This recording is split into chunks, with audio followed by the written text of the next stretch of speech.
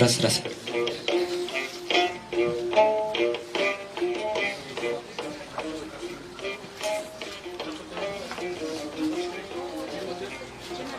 Келіңіздер, бұл жақтан орын алып берсеңіздер, отырып.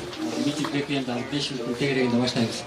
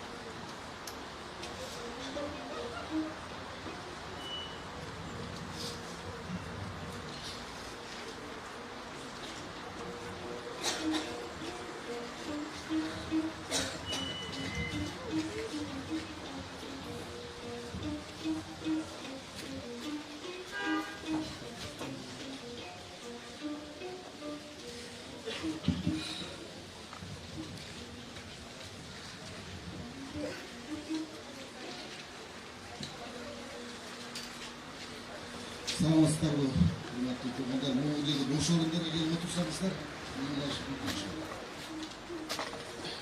келесіздер ме жерге?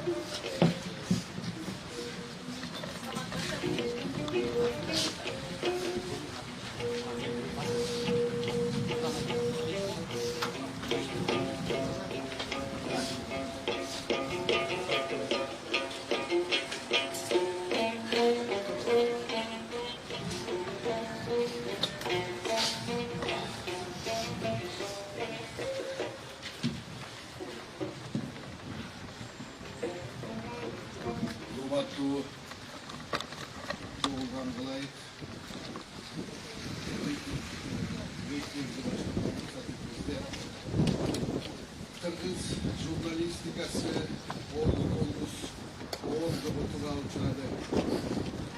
Yaş olsa da canlı yurtta tanımalı olup kalgan çıkan jurnalist Ulanbek İsmail 22 iyulda Çokulata şahrında mezgisiz bir ölüm kayıttı. Al bolgonu 28 yaşları. Ulanbek İsmail 1990 yılı 12 fevralda Kırgızistan'ın Narın oblusuna karıştığı Koçkor rayonundaki Kökcar ayında bu jarık dünyaya gelgen. Al 2013 yılı Ölaраlık Kırgız Türk Manas Üniversitesi'nin Komünikasyon Fakültesinde jurnalistika alistik boyunca bakılavriyattı. Alemi 2015 yılı Hüseyin Karasayev adındaki Bişkek Humanitarlık Üniversitesi'nde siyasat tağımı boyunca magistraturаны аяқтаған. Ал студент кезінде Türkiye'dегі журналистика жаһатында bir қатар сынақтардың жеңүүчүсү болгон.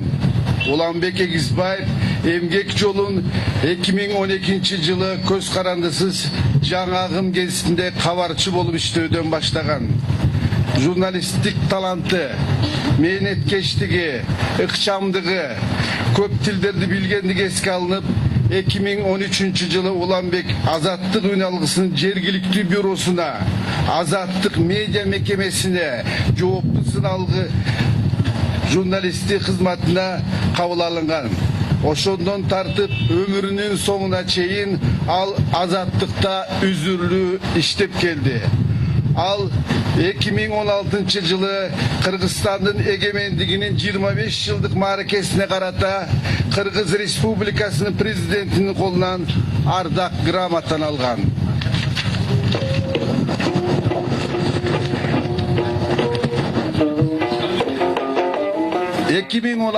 Yılı Ulanbek Egizbayev'in Koçkorluk mayıp okuçu Nurgazı Tuğralı tartkan Kıyal Darektu tasması düğünlük Web Awards internet Oscar sыйлығын жеңіп, Nurgazı ökü New York'a varıp gelişken. Ulanbek Egizbayev negizgi jurnalistik kesiminden tышкары коомдук актуалдуу маселелерге карата жарандык туруmun интернеттин коомдук тармактары аркылуу ар дайым ачык oyun açık bildirip gelgeni менен айырмаланчу. Ал адилетсиздикке, мыйзамсыздыкка кайдыгер карап туралчу эмес. Анын соңку эле учурлардагы саясатташка мумия, бажыдагы уурулук, көрүстөндөгү коррупция сыяктуу сыналгы берүүлөрдө козгогон жемкорлукка каршы курс жана так дарекке таянган материалдары Кыргызстандагы учурда жүрүп жаткан коррупцияга каршы күрөштө Азаттык медиа мекемеси кошкон ири салымдардан болуп чектелбестен өлкөдөгү тайманбас журналистиканын өрнөгүн үлгүсүн көрсөтүп кетти. Анда кийинки сөздү Азаттык медиа мекемесинин Бишкек бюросунун директору Айзада Касмалиевага беребиз.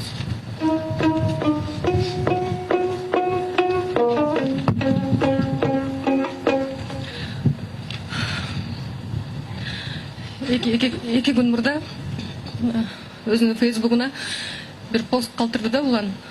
Эмне үчүн адамдарды биз тирүү кезинде сыйлай албай, өлгөндөн кийин мактаганга машкыз деп. Анын аркасынан абдан көп комментарийлер чыгып, арасынан бир комментарийди окуп калдым. Улан, биз сени азыр деле мактап атпайбызбы? Эмнеге антесиң, акта караны кара деш керек деген сөздү угуп, өзүмчө бир ичимен түпөйүл болуп калгам да. Анан фейсбукту карасам, эс алып суранып кеткен эле. Анан скутер кымбат экен, жөнөкөй жарандардын айлыгы жетеби деп эле жазып отурган. 12:44 болчу саат. Анан эле 1:30 кабар келди, ушинтип сууга чөгүп кетиптир деп эч ким ишене алган жокпуз. Фейсбуктардын бардыгы каяктан укканын билбейм, баары жазып атышты. Эч ким жеткичекти ошол жерден реанимациядан чыгарбаса экен, тирилип калабы деп күтүп аттык. Бизге улан эч качан өлбөчүдөй сезилчү. Отко күйбөчүдөй, сууга чөкпөчүдөй, чындык дегенде чыркырап, жалбырттап, кээде ошол ар бир иликтөөсүн жасаганда кызыл чеке болуп талашып, мен муну чыгарам, айтмайынча кое албайм деп кээде улан кой, кээде андай дагы болбойт, мындай кылып берели десек дагы чыркырап Прагага чейин чалам мен деп ушинтип атып анан талкуулашып атып чыгарчыбыз. Эч качан мынтип ушул күндү көрөбүз деп ойлогон эмеспиз. Биз бүгүн мынтип чогулбашыбыз керек эле, биз бүгүн анын ийгиликтерин айтып чогулушубуз керек эле. Бүгүн Азаттыктын канаты кайрылып отурат. Жаркыраган жылдызы өчтү. Бирок жылдызы өчтү дейлик десек, кече өзүнүн өмүр баянын карасак, тарыхын жазып, өзүнүн кыска өмүрүндө болгон сыйлыктардын баарын алып, эл аралык сыйлыктарды да алып, эң биздин көйгөйлүү, коомдун көйгөйлүү, эч кимдин тили өтпөгөн, тиши өтпөгөн көйгөйлөрдүн баарын ак челек көтөргөзүп чыгарып, көрө турган тараптар көрөр бекен, уга турган тараптар угар бекен деп, өзүнүн салымын кошоюн деп, ушундай аракет менен кетип калды. Жакшынакай болуп келаткан жумада отпускага кетмек. 4-күнү келип эс алып келе калайынчы эже деп. Көңүлүнө карап жиберип койбодумбу Биреке май? Жиберип эле койбой деп көчөтө бери өзүмдү жеп атам. Улан кыргыз журналистикасында иликтөө деген нерсе кандай болот экенин, иликтөөнүн аркасынан кантип түшүш керек экенин, ошол эч жерге тайманбай, коркпой, окуя болуп аткан жердин жеберине жетип барып, айтчысын баарын айтып, ичинде эч нерсе калтырбай, баарын жалаңаштап кагаз коробой берген эмне экенин ушул улан үйрөттү. Иликтөөнүн башатын улан жасап кеттик десек болот. Каралдымай үй бүлөнүн жалгыз баласы экен. Ушул убакка чейин шашып жасаптыр, биз байкап аптырбыз. Жума сайын жүгүрүп келичи, ушундай идеям бар болчу, ушул идеямды айтайынчы деп. Кээде тамашалачыбыз, улан сен жалбыртап чындык деп күйүп кетпе, кел биз сени үйлөп өчүрүп туралык деп. Ошентип кээде тамашалап калат элек. Акыркысында да ошентип келиптир. Бир нече иликтөөм бар эже. Дем күч топтоп келбесем аябай чарчап кеттим. Бир аябай жакшы эс алып келейин, сентябрь менен жаңы сезонго жаңы иликтөө менен бир жаңыча жашайлычы, кантип эле оңолбой коелук. Азыркы чындыкка ишенбей калган заманда ал өзүнүн чындыгына ишенген, ошого өтөсүнө жетем деген бир башкача жигит болчу. 28 жаш деген эмне деген жаш? 28 жашта кээ бирөө дагы эле өзүн өзү таппай, мен киммин деп өзүн өзү суроо берип жүргөн кезде улан килейген тарыхта өзүнүн изин калтырып, баарыбызды сыздатып кетип калды. Биз үчүн бул абдан оор жоготуу. Билбейм мунун орду толбойт эч качан. Апасына, атасына, туугандарына көңүл айтам. Жакында эле үйлөндү эле, жарына көңүл айтам. Аман эсен баласын жарык дүйнөгө алып келсин. Эч качан мындай жамандык болбосун. Эч качан жаш өмүр солбосун. Кийинки сөз жогорку кеңештин вице-спикери Мирлан Бакировго берилет.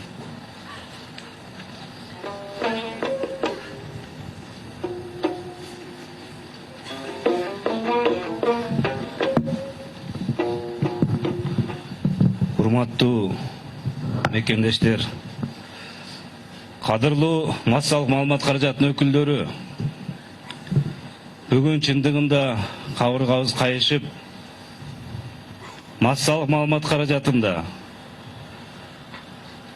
жаңы өсүп келе жаткан, чындык дегенде чырылдап, коррупцияны калеми менен казып, ачык айкындык алып чыгып жаткан инибиз, келечекте көптү үмүттөндүргөн мыкты уулубуздан айрылып отурабыз. Жалган дүйнө, аттиң арман, жигит өлбөс болсо чекен, жигит өлбөс болсо гана айла жок экен. Урматтуу кесиптештери, урматтуу жакын туугандары, урматтуу саналаштары, үзөңгүлөштөрү, аягына чыкпаган бир топ жумуштары калды го. Эң баштаган канча деген чуулгандуу окуяларды алып чыгып, чындыгында Айзадайым айткандай, журналисттик иликтөө эмне экендигин, массалык маалымат каражатынын күчү эмне экендигин көрсөтүп келе жаткан жигит эле. Айла жок, кош бол дейбиз урматтуу улан мырза, улан иним, кош бол. Өмүрүң кыска экен, калган өмүрүн жакындарыңа, балдарыңа берсин. Өмүрлүк жубайы менен тууган туушкандарына мен ойлойм, жалпы коомчулук, массалык мейкиндик саясатчылар дагы эч качан колун үзбөйт, ар дайым колдоп, кубаттап келет деп. Дагы бир жолу улан иним, кош бол.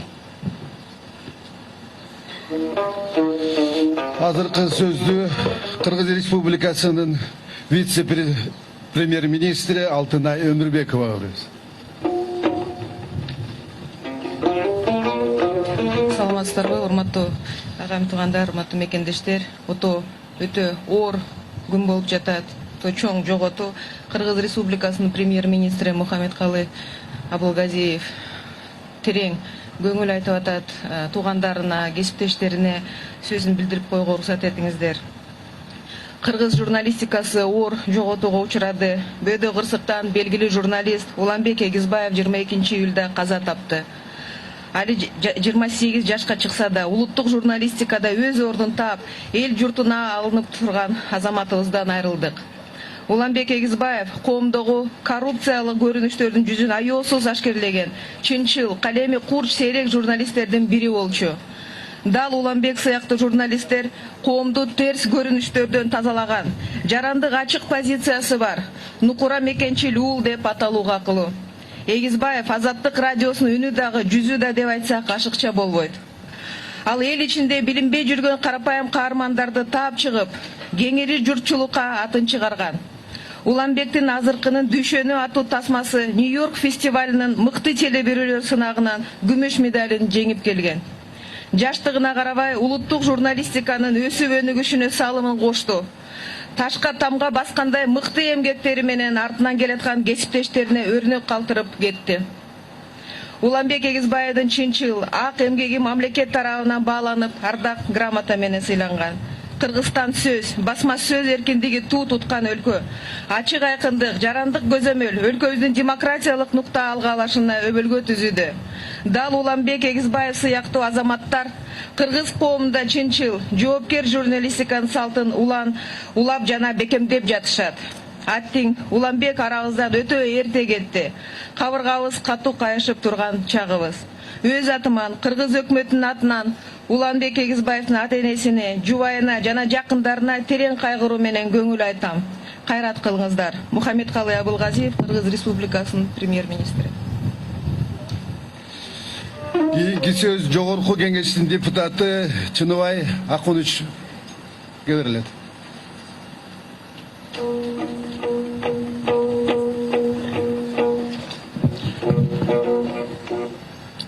Урматтуу азыркы аза күтүүнүн катышуучулары,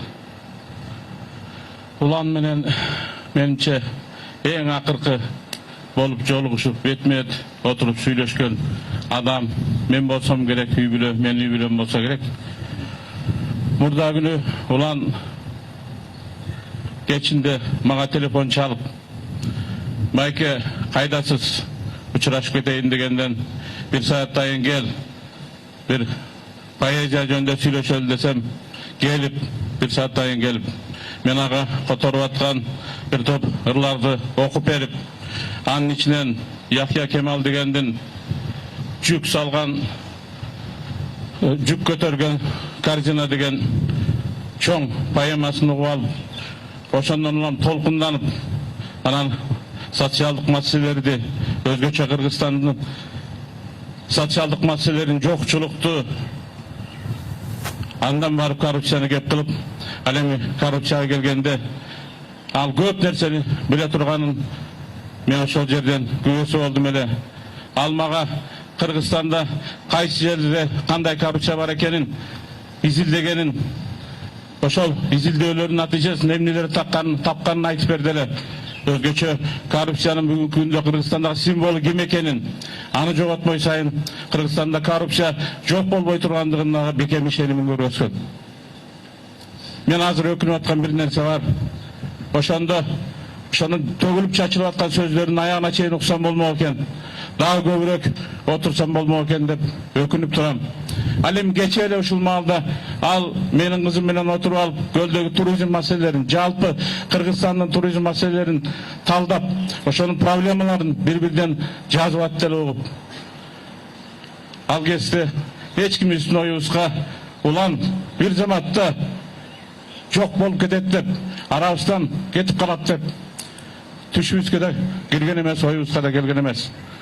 Тилекке каршы кечээ ошо саат 1:40 чамасында арабыздан Шумажан алып кетти.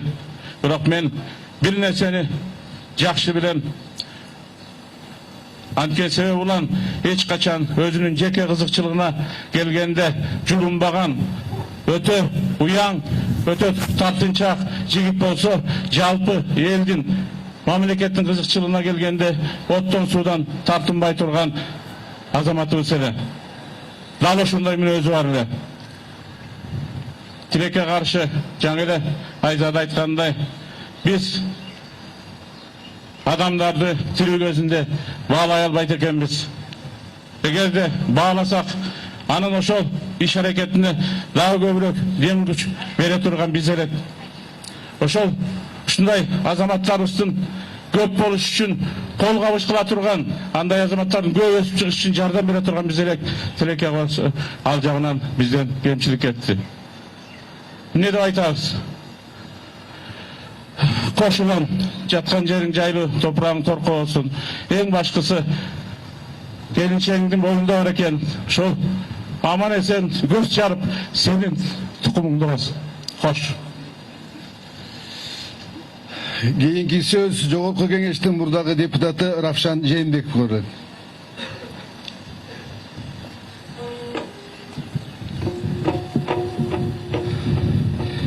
Мен уланды 5-күнү кечинде сүйлөштүм эле.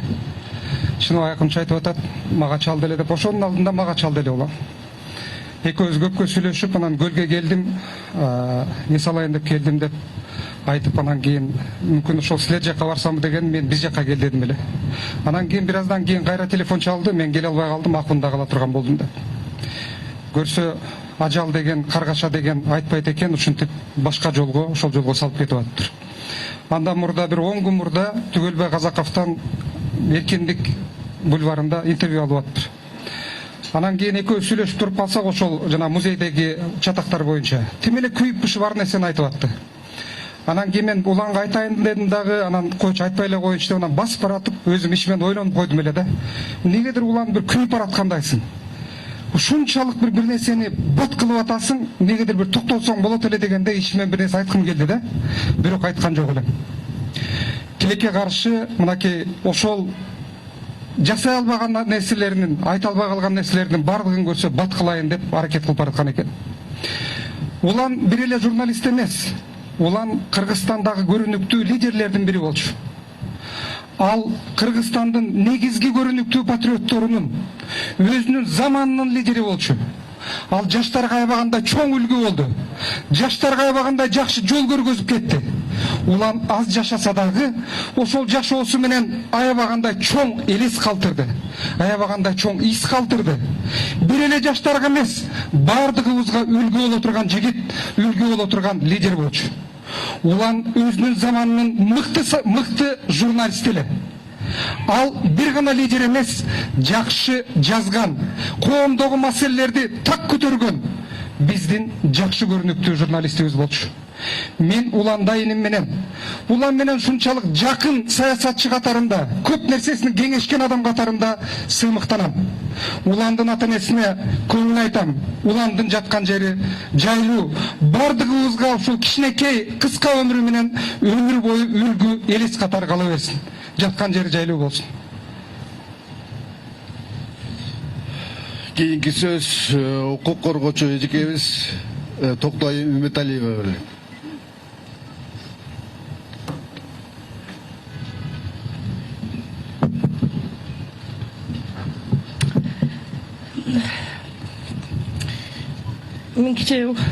Мен айтарым, улантайым. Кыргыздын жылдызы.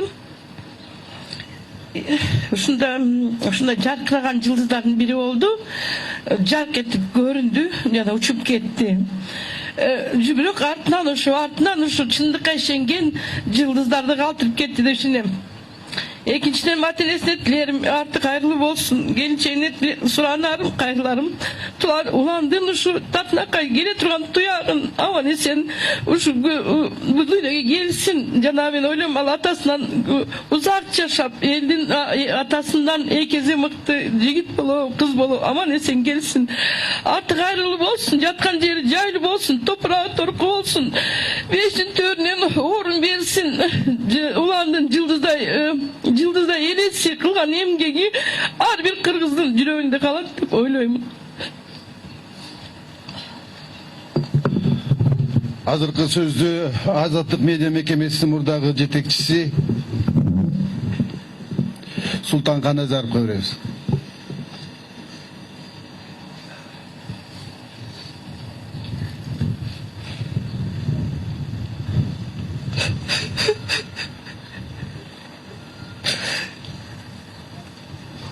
Алдуга гүлө карап таазим этип, ал сиздин кургатмадың аккан жашын, тагдырың адамзаттын камчыланып, о заман кайда кетип баратасың? Улан ошо жашы тыйылбаган алсыздарга болушат деп шашкандай сезилди. Улан менен 4 жыл иштедим мен. Элдин көзүнчө бир сөз кат, элден чыгып дагы бир сөз кат. Ушул жигит мугап калбаса экен, курч бол деп баарыбыз курч бол, тайманма, сенден башка эч ким жазбайт деп курчутуп атып, жакшы сөз айттыкпы, айтпадыкпы билбейм. Акыркы жолу бир чалсам, Дашев деп телефонун көтөрсө, ичим жылып калды эле. Андан мурдараак бир аял интервьюга чакыргандан барсам, аялынын боюнда бар экен. Ошо билбейм эмнегедир үйдөн чыгып атып, коромонун күлүзүп алдым эле. Көрсө ошол аялынын курсагындагы бала уланды көрбөй тириле турган болгон экен.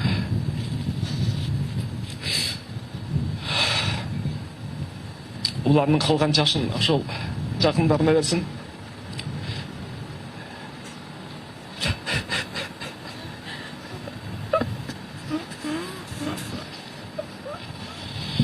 Кийинки сөз Кыргыз Республикасынын президенттин аппаратынын жетекчисинин биринчи орун басары Досалы Эсеналиев көрүлдү.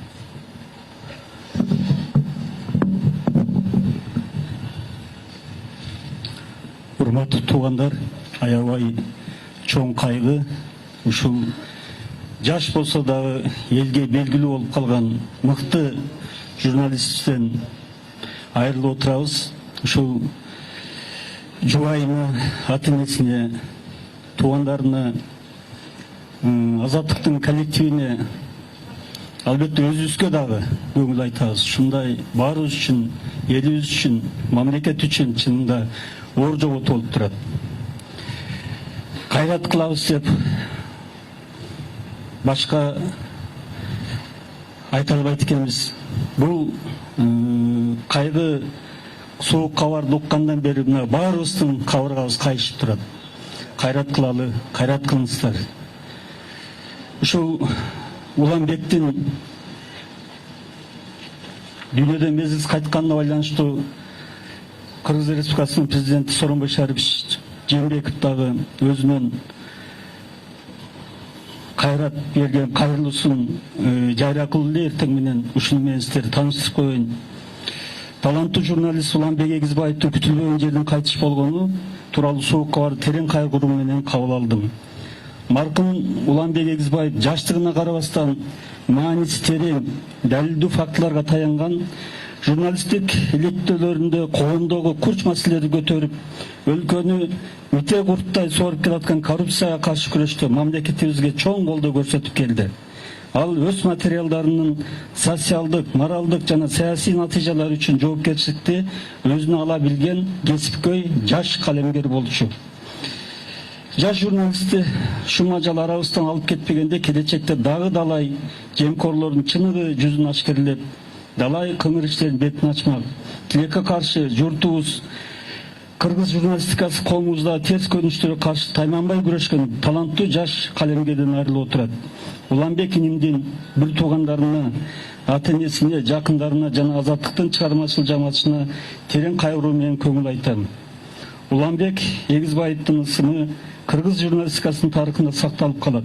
Анын активдүү жарандык позициясы жана бийик кесипкөйлүгү жаш муңдар үчүн өлгө болот деп мынакей президентибиз көңүл айтып атат. Кайрат кылыңыздар. Кийинки сөз Кут Билим гезитинин башкы редактору Кубат Чекировго берилет.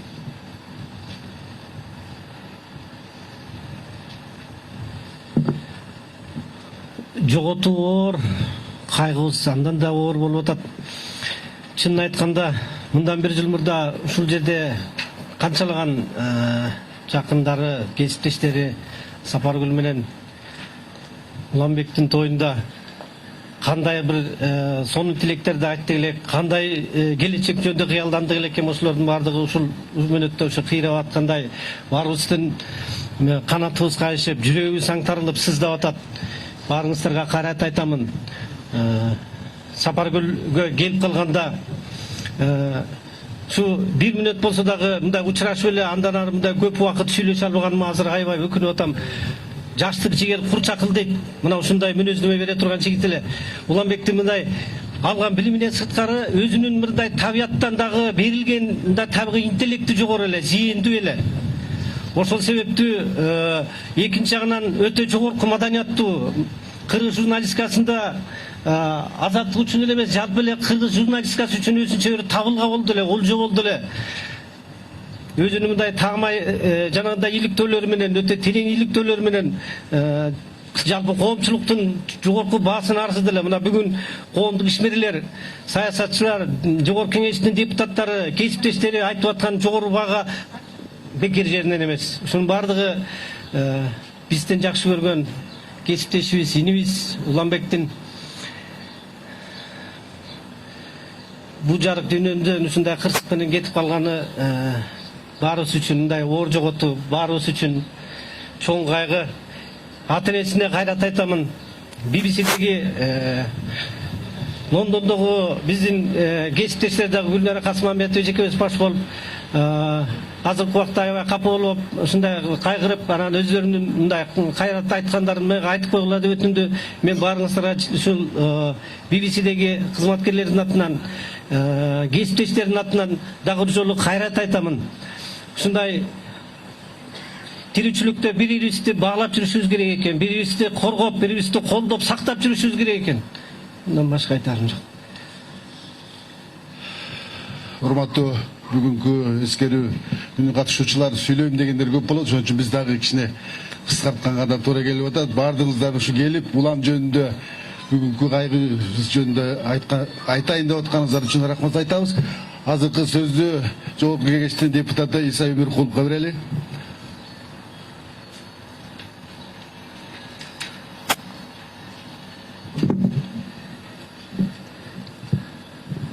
Адам баласы негизи жарык дүйнө менен кош айтышы бул өзүнчө чоң трагедия. Ал эми Орду Толгус жаш болсо дагы калың элге таанымал болуп, өзүнүн эмгеги менен, чынчылдыгы менен, мекенчилдиги менен баарыбызга белгилүү болуп, мына ушул баарыбыз тең бүгүн ушул улан менен коштошолу деп ушул жерге келип отурабыз. Уландын өзүнүн журналисттер эми сиздер ар бириңиздерде талант бар дечи. Бирок ушул уландын өзгөчө бир жакындыгы бар эле. Экөөбүздүн ата баладай, агинидей мамилебиз бар эле. Бир жума мурун сырт Европада иш сапарында элем улан чалды. Эми көп чалуулар болот, бирок улан телефонун ар дайым алар элем. Чалып, байке ушундай бир макала иликтеп аттым эле, сиздин пикириңиз керек, оюңузду айтсаңыз деп шашып айтып атат да. Анан ай уланчык шашпа, Бишкекке жетейин, байланышканда мен жооп берейин сурооңо деп. Келери менен ушу өткөн 4 күнү дагы чалды. Ушул болгон оюмду айтып, суроолоруна жооп бердим. Көп учурда ушу улан менен дагы мында купуя сыр менен бөлүшүп, жарыкка чыкпай турган кеп болот, сөз болот. Ошонун баарын ой менен бөлүшүп, ошондой мезгилде да айтар элем. Уланчык сен сүйлөгүң келбесе дагы тилден сууруп сүйлөтөсүң да. Көрсө бу баланын өзүнүн ушу адамга жасаган мамилеси талантты журналисттик. Мына ушундай өзгөчө айырмаланган бөлөктөрдөн көрүнүп турат. Албетте Орду толбойт эч убакта.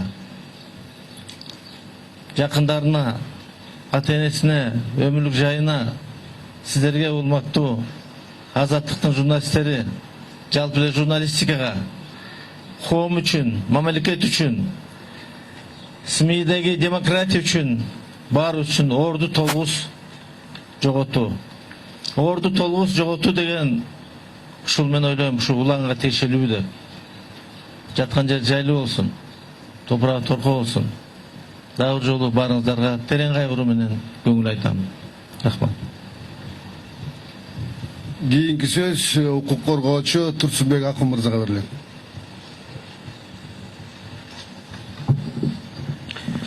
Урматтуу калайык калк, биринчиден баарыңыздарга ыраазычылык билдиребиз. Көздөрүңөрдөн жаш чыгып, ушу улан инибизди эстеп атканыңыздарга. Анткени бул элдик болуп калган уул, жалпы көйгөйдү көтөргөн уул. Ушу уланга таң калам, ушу казармандан адамдар келип ушул жерге пикеттеп турса, бир күн мурун уже Тогуз-Торого жүрүп барыптыр. Ошол жана күйгөн заводдун үстүндө жүрөт. Таң калдым да. Бардык маселелерди көйгөйдү көтөрүп, тереңге чейин көтөрүп, ошонун бардыгын бийлик угуп, кандайдыр бир деңгээлде чечим чыгарганга аракет кылып атканы дагы мени кубантат да. Анан могу жерде көздөрүнөн жаш чыгып, канчалаган балдар кыздар ыйлап отурушту. Мына Россиякын өзү баш болуп, мурдагы жетекчибиз. Ошол келип аткандын өзү бул чоң нерсе. Мен ойлойм, президент аппараттын жетекчиси келип, президент момтип көңүл айтып, мен ойлойм бул жөнөкөй адам эмес эле. Ушул инибиз үйлөнгөндө, Сапаргүл үйлөнгөндө Россиякына болуп барып, жакшы тилегибизди айтып, батабызды берип, эшек минип алып Сапаргүлгө мына жанагы гүлүн эметип, неординарный бир нерселерди эметип, акшым алтындай болгон инибизден ажырап отурабыз. Ордун толтура албайбыз. Эми Кудай берсе ушул Сапаргүл аман эсен көз жарып берсе, бир эркек бала болсо, ошонун өмүрүн тилейли, аман эсен болсун. Анан ушу Азаттыктын жетекчиси Рахмат ушу көз жашыңды көлдөтүп туруп, Азаттыктын канаты кайрылган менен айбаты кайрылбайт. Азаттык биздин чындыктын, акыйкаттын тиреги. Азаттык болгон үчүн Кыргызстанда демократия, адам укугу сакталып атат деп эсептейм. Мен ойлойм, Азаттыктын уландан кем эмес, өткөн дагы журналисттери көп. Силер ишиңерди улантасыңар деп ойлойм. Кайрат айтам. Эртең менен Венера Сандык кызы дагы ыйлап, ушу уландын кичинекей чагында студенткесинде жазгандарын таң калып туруп, ана чыкырдым эле Султан Жумаловго айтып, мына ошондон кызмат калганбыз деп ыйлап, эртең менен Прагадан сүйлөдү. Мына ушунун баары чоң нерсе. Баарыңыздарга көңүл айтам. Рахмат. Кудай таалам ушул жаткан жери жайлуу, топурагы торко болсун. Улан инибиздин мен ойлойм, что уландын баарыбызды бириктирип атат. Бийликти дагы баардыгын бириктирип атат. Анткени биз жакшы жолго чыкканбыз да. Уландын чындыгы менен кеткен жолго чыгат. Мен уландын кичинекей чагын ойлоп, менде де кемчиликтер толтура. Өзүмдүн жаш кезимде шашмалыгымды, алаңгазарлыгымды ойлоп кетчү элем да. Эмне үчүн шашат деп ойлогом көрсө, убакыт аз турбай уланы сезгендей болоптур. Рахмат барыңыздар, рахмат. Кийинки сөз Көз Каран эмес журналисттердин атынан Азамат Тынаевга берилет.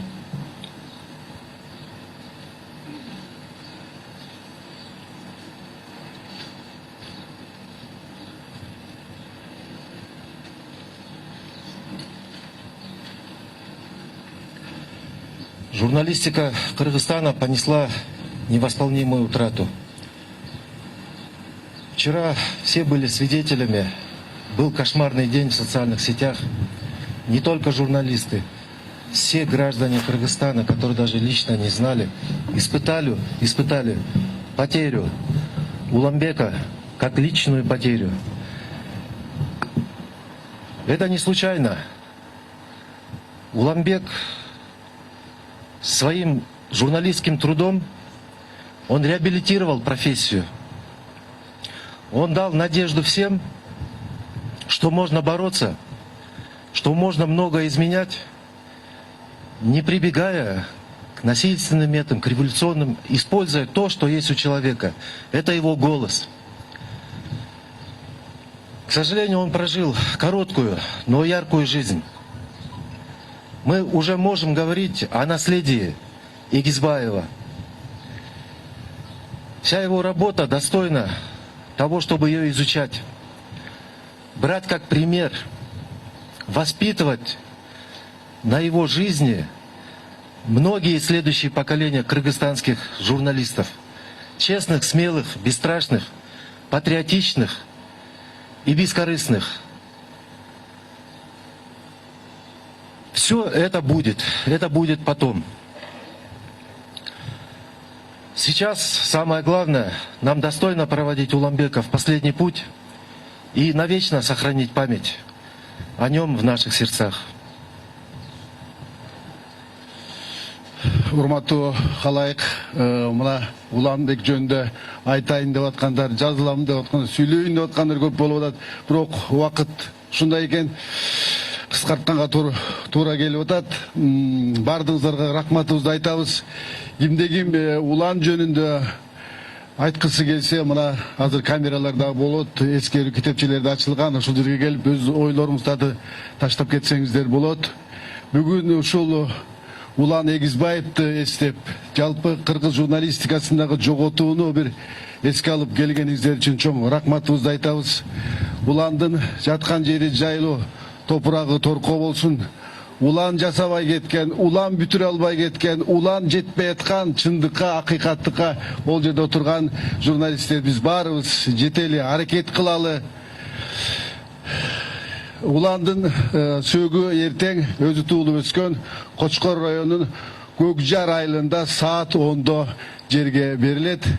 Каалагандар, барам дегендер ошол жака барып мусулманчылык парызды аткарсак болот. Ошентип бүгүнкү митинг реквиемибиз жабык деп жарыялайм.